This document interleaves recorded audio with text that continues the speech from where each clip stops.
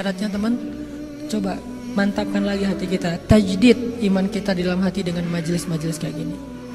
Itu yang bikin saya merasa, kalau saya pribadi nih ya, bukan saya mungkin gak layak, tapi saya merasa wa amma bi ni'mati rabbika fahaddits. Saya merasa ada satu kehebatan Allah yang saya pengen banget cerita ke banyak orang. Bukan sayanya hebat, demi Allah, Allahnya yang hebat. Dan kehebatan Allah ini kita harus tahu. Nah, itulah motivasi saya men-share. Itu yang bikin saya pede banget, ngapa-ngapain pede. Kenapa? Kan Allah yang. Tapi bukan berarti konyol ya. Tetap ada pertimbangan, tetap ada ikhtiar. Itu mah urusan zahir. Pertimbangan, ikhtiar, musyawarah, itu urusan zahir. Ini kita lagi ngomongin urusan batin. Jangan sampai kita batinnya mantap tapi gak ikhtiar. Kok gak ada Ustadz? Dia terlalu woles. Terlalu, kayak kemarin ada cerita teman di Surabaya tuh bilang, Ustadz, saya tuh udah berusaha woles, tapi kok gak lulus-lulus ya Ustadz. Saya ketika ujian woles, gak belajar, kata dia. Saya udah umur sekian, woles, gak ngelamar-ngelamar cewek. Ya tapi kok jadi hidup saya kayak gini-gini aja Ustadz. Itu bukan woles. Bukankah Nabi berlindung kepada Allah dari kata-kata a'udzubika minal ajzi wal kasal? Aku berlindung kepada Engkau ya Allah dari lemah dan malas. Itu malas, bukan woles. Mudah-mudahan kita jadi tahu, oh berarti akar kita tuh di sini. Kalau mantap di sini nih, nggak akan kecewa. Terus kalau kita udah mantap, gimana cara Allah nolongin kita? Kalau kita yakin nih, udah berserah diri sama Allah, kalimat inna sholati wa nusuki, kalimat hasbi Allah itu udah mantap di hati kita. Gimana cara Allah nolong kita? Kayak Bilal bin Rabah ketika dia diuji oleh Allah dengan disiksa Umayyah bin Khalaf, dan penyiksaan itu live streaming lagi tuh. Semua orang nonton kan ketika Bilal disiksa, dan orang-orang pada komen, kasihan ya gitu. Yang lain nanya, siapa yang kasihan? Dikirain Bilal, ternyata bukan, Umayyah kasihan. Karena kelihatan dia yang kewalahan, yang kecapean. Bilal mah biasa-biasa aja. Sakit sih tapi ketahan. Gimana cara Allah menolong Bilal? Ketika Bilal mengatakan satu mantra, satu kata saja, ahadun ahad, ahad, ahad, ahad, cuma satu kata. Bilal tuh nggak ngomongin Allahu la ilaha illallah wal hayyul qayyum la ta'khudhuhu sinatun wa la naum, enggak. Tabarakalladzi biyadihil mulk wa huwa ala kulli syai'in qadir alladzi khalaqal mauta wal hayya. Enggak, dia enggak hafal ayat sebanyak itu. Dia cuma tahu ahadun ahad. Kenapa Bilal enggak baca doa yang panjang? Karena Bilal baru masuk Islam dan belum tahu agama ini kecuali ahadun ahad. Dia belum tahu Al-Qur'an yang panjang, dia belum tahu hadis, dia belum tahu wirid-wirid. Bahkan nanti sampai Bilal udah di Madinah juga, dia wiridnya enggak banyak Bilal tuh. Dia pernah kayak kepo gitu ya, Nabi lagi wirid. Terus Ibnu Abbas tuh kan kayak anak kecil yang kemana-mana ngikutin Nabi ya. Jadi Nabi buat dia tuh udah kayak ayah gitu. Kemana Nabi dia ikut. Dan Ibnu Abbas itu cerdas. Kalau dengar sesuatu langsung ingat, nggak pernah lupa lagi tuh. Nah, Ibnu Abbas juga didengarin sama Bilal. Wah, wiridnya panjang gini. Yang satu lagi, ini juga lebih panjang nih Rasulullah. Dua-duanya panjang. Bilal bingung. Terus saya gimana dong? Wirid saya nggak sepanjang mereka. Akhirnya Bilal punya wirid sendiri yang cuma 4 kalimat. Dilapor ke Rasulullah, ya Rasulullah, saya tuh nggak punya wirid dan dana. Saya nggak punya wirid seperti wirid Nabi, wirid Ibnu Abbas, wirid Ali yang panjang-panjang. Boleh nggak ya Rasul? Kata Rasul, wirid kamu apa Bilal? Kata Bilal, wirid saya, Allahumma inni as'aluka ridhoka wal jannah wa a'udzubika min sakhatika wan nar. Cuma 4 hal. Itu kan wiridnya Bilal tuh. Allahumma inni as'aluka ridhoka wal jannah wa a'udzubika min sakhatika wan nar. Cuman itu doang ya Rasul. Nabi tersenyum.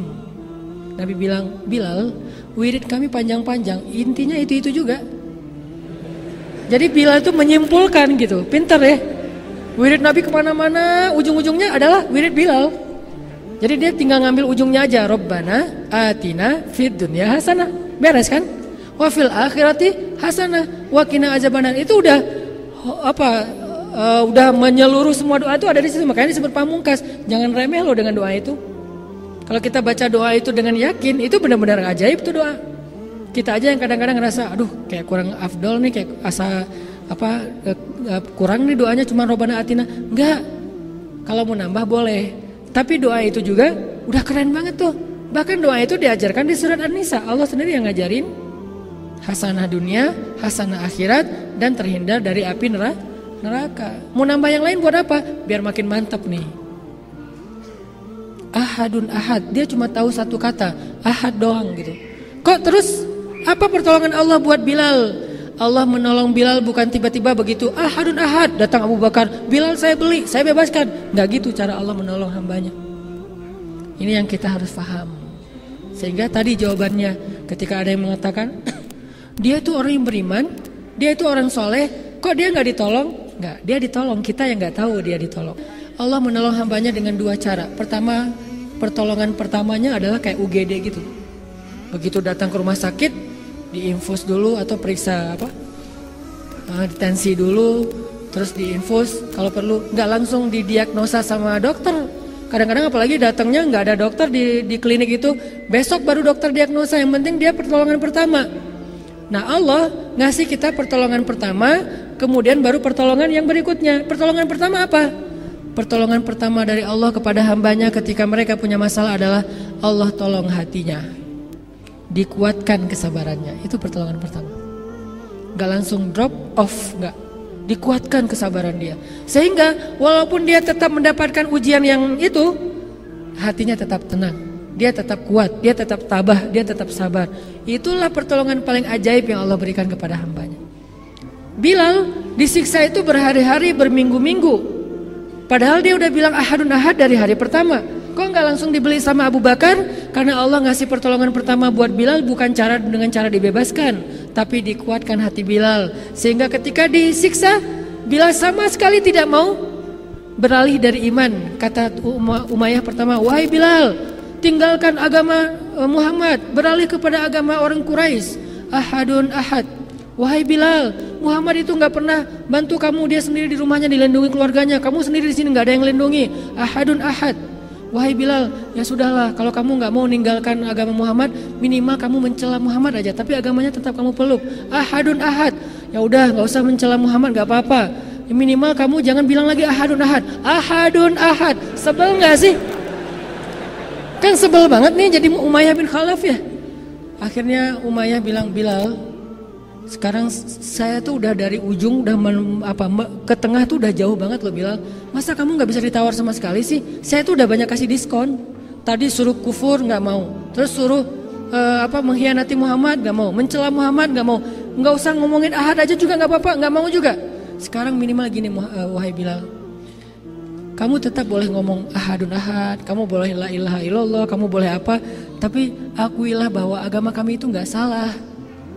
Pluralisme, ya kan? Kami juga benar, kamu juga benar. Cuman kamu lebih cocok dengan Allah, kami cocok dengan berhala. Gitu aja Bilal. Ahadun ahad. Apa nggak stroke tuh Umayyah bin Khalaf? Udah berkali-kali nawar nggak bisa. Kenapa Bilal bisa kayak gitu? Umayyah itu lemah hatinya, Bilal kuat hatinya. Karena Allah menolong hati Bilal. Kayak kita ketika awal berhijrah, sebutlah hijrah pekerjaan.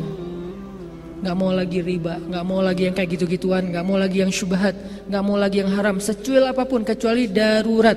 Cuman itu alasan yang membolehkan. Dan ini belum jadi darurat, akhirnya kita tinggalkan. Apakah kita akan langsung dapat usaha dan langsung kemudian survive kaya, punya profesi yang luar biasa? Kayaknya SOP-nya gak kayak gitu deh. Awalnya justru kita langsung diuji dengan lapar dulu, pendapatan gak sebesar yang dulu. Jadi berhemat, gak bisa entertain, gak bisa jalan-jalan. Dari keluarga juga mulai ada sedikit guncangan. Apa yang membuat kita bertahan dalam masa-masa kayak gitu? Hati kita. Kalau kita gak yakin sama Allah, Allah gak akan nolong hati kita. Akhirnya kita balik lagi, apa nih maunya Allah? Ada yang kayak gitu. Dan lapor ke saya lagi curhat, Ustadz saya pengen nanya. Nanya apa Pak? Apa sih maunya Allah? Kok nanyanya ke saya? Nanya ke Allah dong. Apa sih maunya Allah? Saya tuh udah ngelakuin loh apa yang Allah mau. Saya udah ninggalkan pekerjaan riba saya udah sholat di masjid 5 waktu, istri saya sudah berhijab, anak-anak udah belajar ngaji, saya udah nggak kayak dulu lagi minum segala macam. Tapi kok hidup saya kayaknya makin susah nih. Nah, dia nggak berakar dengan Allah di hatinya. Dia hanya mencari yang mudah buat dia dan menguntungkan. Dan itulah yang disebut dengan iman ala harfin.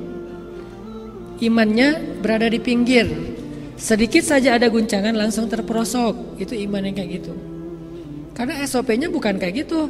Jangankan kita, Bilal lebih soleh dari kita. Khabab lebih soleh dari kita.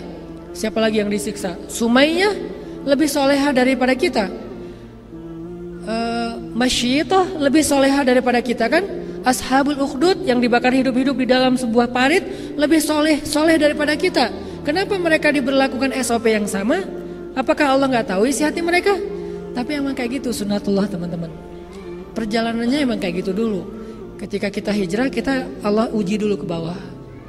Dan bersabarlah, yakinlah sama Allah, Allah akan kuatkan hati kita.